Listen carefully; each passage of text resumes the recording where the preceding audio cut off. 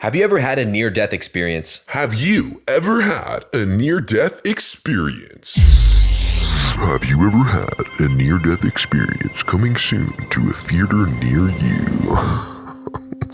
There are two moments in my 28-year-old life where I can recall actually being close to death. One was the time where I was in the wrong part of town with the wrong group of people at the wrong time and had a gun pointed at my face for a solid 45 seconds to a minute. A couple gangbangers rolled up on us and it was just an ugly scene, but luckily the person I was with diffused the situation very properly. The second situation where I was very close to death because of a very sketchy medical situation in a part of the world where you do not want to have a sketchy medical situation happen. It was a moment in my life that made me believe in divine timing or some sort of higher power, whether you call that the power of the universe, God, your guardian angel, whatever it may be. It made me believe in that. And that's the story I'm going to tell you today. Also, really quick, for those of you who are meeting me for the first time, my name is Steven. Welcome to the Vlogust channel. On this channel, I post videos about stories I want to tell, conversations I want to have, and things I want to do, and I share it with you guys. So kick back, relax, and enjoy the next 10 to 15 minutes with me. So for those who don't know, I'm half Guatemalan, and my mom lives in Guatemala. And every year since I was born up until about 11 or 12 years old, I would go to Guatemala every summer with my mom. We would spend 2 months at a time there at the home she has out there, and she lives in a very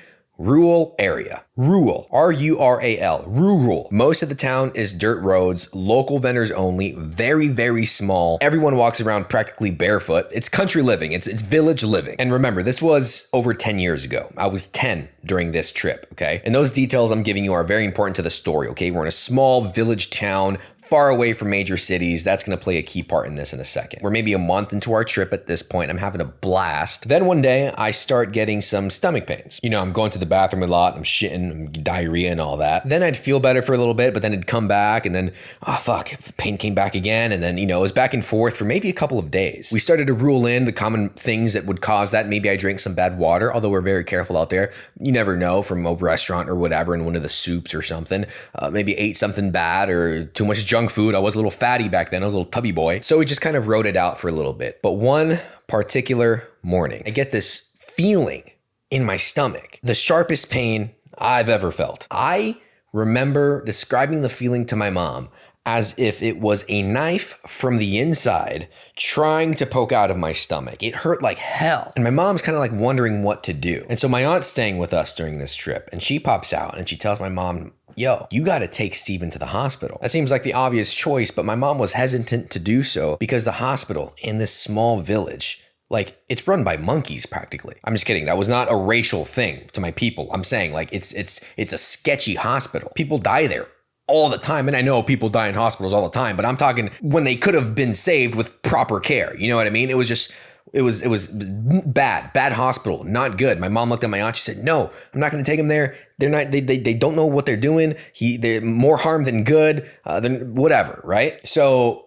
I was like, fuck, they're going to, in my head, I'm like, they're going to kill me in this hospital. There's no way. Like, they're going to fucking cut my side open just to see what's going on. No way. So I'm like, yeah. Cool. We're chilling. In reality, I was not chilling. My stomach was getting worse. I was starting to cry because of the pain. So my aunt was persistent, kept telling my mom, we have to take him to the hospital. We have to go. At very minimum, they can just run some tests. They know how to do that. They can tell us what's wrong. If it's something serious, we can take him to the capital, to the Guatemala City, take him to a better hospital where he can get some care. So my mom reluctantly says, okay. She listened to my aunt. She said she listened to her sister and said, okay, we'll take him. Let's go. And obviously the trip to the hospital is like 5 fucking minutes because this village is so small. Pull up to this hospital. It doesn't look welcoming. It looks like if Gotham City, right? Like Gotham Asylum, but like the jungle version, because we're literally in the jungle. It was dark green, this building, you know, kind of like plants growing on the side of it, like mossy and shit like that. And outside there's just like a line of people all looking sick. It's just not a welcoming place. Okay. So we get checked in, get into a room, and they pull my blood so they can start running some tests on me to find out what's wrong. And of course we waited a good while until we heard anything back. And that whole time I can tell my mom is anxious. So after a while, the doctors come, they pull my mom aside to tell her the news. I had appendicitis. If you don't know, the appendix is this little worm-looking thing on the right side, right lower side of your torso. And over time, it can just collect bacteria, bad bacteria, which causes a lot of pain and discomfort and some other symptoms.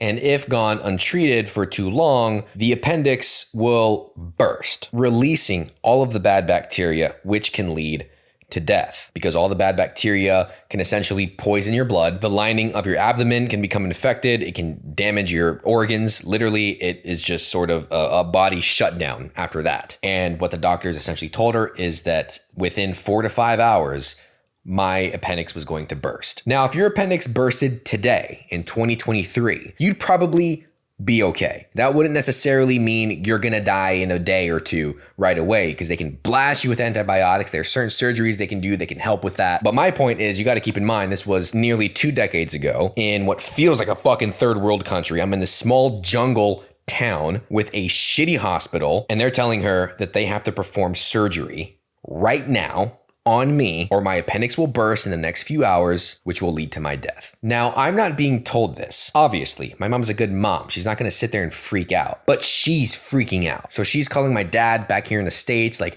what do I do? Like, this hospital's not good. There's not enough time to get him to the city and do this process, start this process again in another hospital. She's freaking out. My aunt's freaking out. I can imagine, I don't know, but I can just imagine that my dad's here probably just feeling, helpless, because he's in the States. He can't do anything except worry at that point, right? Like there's nothing he can do. There's nothing anyone can do, really. And my mom was horrified. But she comes in the room and she tells me that they have to perform surgery on me. I, to be honest, don't really remember what my reaction was. I only remember bursts of flashes of memories of this day. I remember getting 3 shots in my ass before they started doing the surgery. I think it was some sort of anesthesia or something like that. I don't fucking know. I remember sitting on a stretcher, laying down, nearly falling, like just kind of like dozing off, and then having to pee. And so I called a nurse that was walking by and I said, I have to pee. She gives me this silver metal bucket. She's standing right fucking here and is just making my 10-year-old ass pee in this thing. And I'm just feeling so awkward and uncomfortable because I'm a little fat kid and I'm shy. And I remember my mom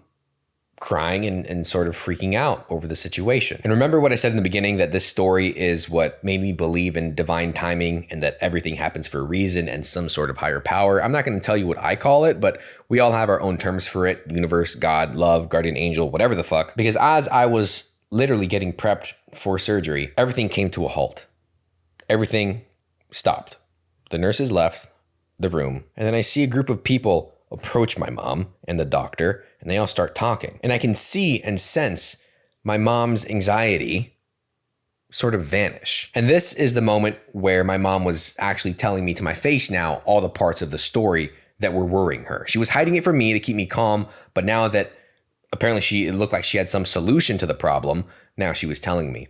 And she tells me that I have to have immediate surgery because my appendix is going to burst very soon. She was scared that the doctors and everything here just maybe weren't going to succeed or fuck something up or who knows what. But she said that there is a group of doctors from America, Canada, and Europe traveling from small town to small town to small town all across Central America. And it just so happens that on this afternoon, they were at the hospital where I was at, where my appendix was hours away from bursting, and one of them was going to perform my procedure. And at the time, I'm 10. I don't understand the depth of that necessarily, but all I knew was that my mom's feeling way better now, so I have a reason to feel better now. Then, the last thing I remember from that afternoon was being dollied into the procedure room, bright shining light directly over my face, couple nurses on this side, and then a white man pulls up to my right side and he talks to me in English. So I felt even more comfortable, and I'm half white. So I'm like, oh, another white guy. Cool. He talks to me for a little bit, chit chat. Hey, what's your name? Steven. Okay, we're going to do a little thing here. You'll be out in no time. Blah, blah, blah. Some shit like that. But what I remember vividly was him grabbing the mask, the gas mask, putting it over. It's just like a movie shot. I just remember seeing it go put over my mouth. And then he says, Steven, do you know how to count? I'm like, no fucking shit, baby. He said, well, count down from 10 for me. I said, okay, I got this. 10, 9, 8. I was out. Next thing you know, it was literally, again, like a movie. The next thing I remember after that, I opened my eyes. I shoot up. It's nighttime. It's middle of the night. It was like 3 or 4 in the morning. I'm in a dark hospital room. And the thing is, like, again, this hospital is shitty. It's just a big, giant, like, cafeteria room with every sick person that just went through surgery or whatever laying on a bed. It was like a end of the world apocalypse like cot room where all the refugees are fucking, you know what I mean? It was weird. So my mom's laying on a cot next to me, and then she hears me wakes her up, and then she tells me, you had surgery, you're fine. And I'm like, fuck, it hurts though. And she's like, I know, you have stitches, look. So I lift my stomach up. I see the stitches. You guys want to see the scar? I bet you do, you sick fucks. There it is, baby. That is the scar that this white man performed on me in the middle of a jungle. It wasn't until years later, once I started to mature a bit, that I started to think, holy shit, out of all the days that this could have happened, out of all the places, it happens in this town where the doctors are just so happen to be there like that. It can't be a coincidence. Believe in what you want. I'm not pushing nothing on you. I'm not fucking saying shit. All I'm saying is that you cannot deny the fact that everything, good or bad, happens for a reason, and that right then and there is just fucking divine timing, baby. So does it really classify as a near-death experience? Like, I experienced it, but I didn't experience the fear that would come from, you know, being close to death. I don't know. I feel like it was though, technically. Anyway, whatever. I want to know about your story. What was a time where you were in a situation and you genuinely felt like you were gonna die? I really enjoy talking with you every week, and if you watch the video, I appreciate you. Subscribe if you like the vibe, and I will see you in next week's vlog.